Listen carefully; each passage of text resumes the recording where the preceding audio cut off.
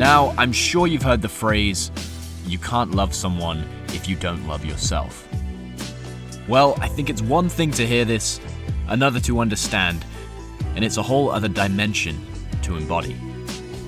Watching this video is not going to bring you any closer to the third one, because that can only come from within, and it's an everyday process.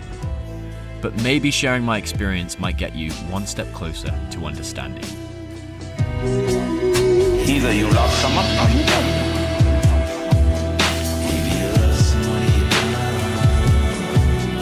Either you love someone or you don't.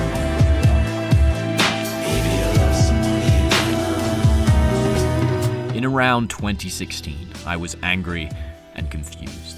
Like most are in the depths of the teen ages, I was damaged by a stale and dying culture, escaping myself in a million ways. And maybe nature offers us puberty and friend zones to show us how dark life can get when we run away from our souls. If you met me during this time, you wouldn't see me this way. I was very talented at wearing a mask for the world around me, and a master at wearing one for the mirror. I couldn't see my insufficiencies, only the ones of the people around me. Our last and final word in the Social Justice Dictionary is going to be, drumroll please, feminism. I railed against people who saw themselves as victims.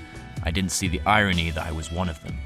It didn't help that this was justified and multiplied by social media algorithms, regurgitating my worldviews right back onto my lap in some kind of dystopian circle jerk. After years of this cycle, something had to give, and eventually, it did. Hello, freak bitches. Can you even clean up your own room? No. Well, you should think about that. You should think about that. Because if you can't even clean up your own room, who the hell are you to give advice to the world? The explosion of long-term podcasts created a cross-contamination of every kind of YouTube bubble you could imagine.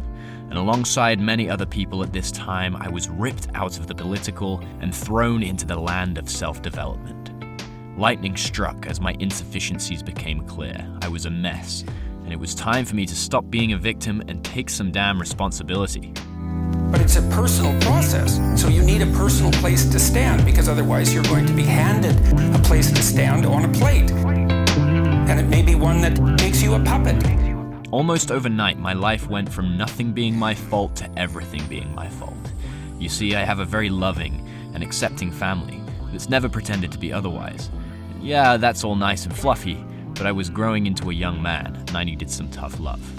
People see that, and all of a sudden it's like they get goosebumps, their heart starts racing. It's like you gave them a drug, like you gave them fuel.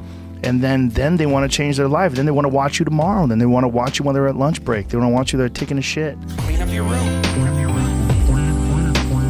Clean up your room. Clean up your room. Then you'll know what to do next. These gurus filled that void.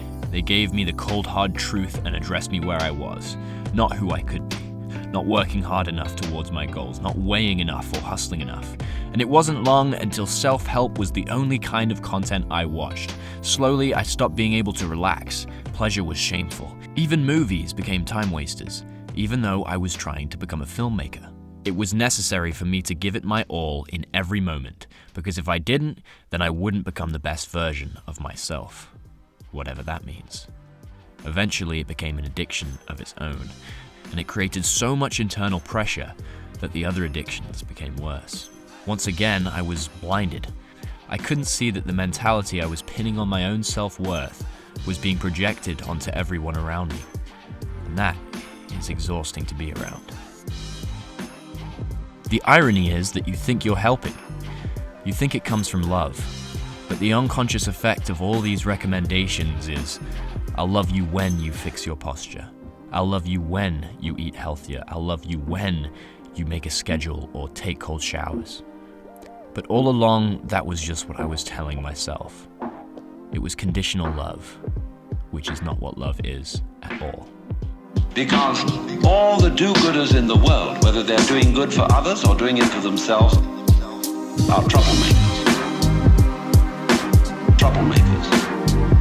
on the basis of kindly let me help you or you'll drown, said the monkey, putting the fish safely up a tree.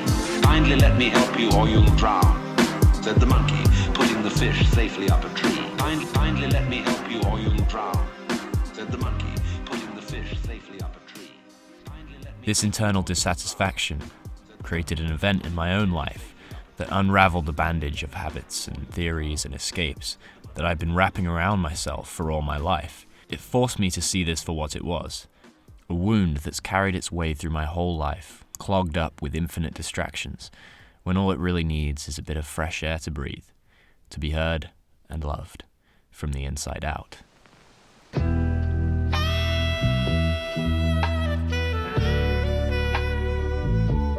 So, yet again, I'm nervous to share this stuff with my friends and family, yet I'll gladly tell the entire internet for some reason. Like and comment below if you enjoyed this, and subscribe to continue being my therapist from afar. Also, follow me on Clubhouse. I'll be integrating conversations around these topics in the near future. Take care.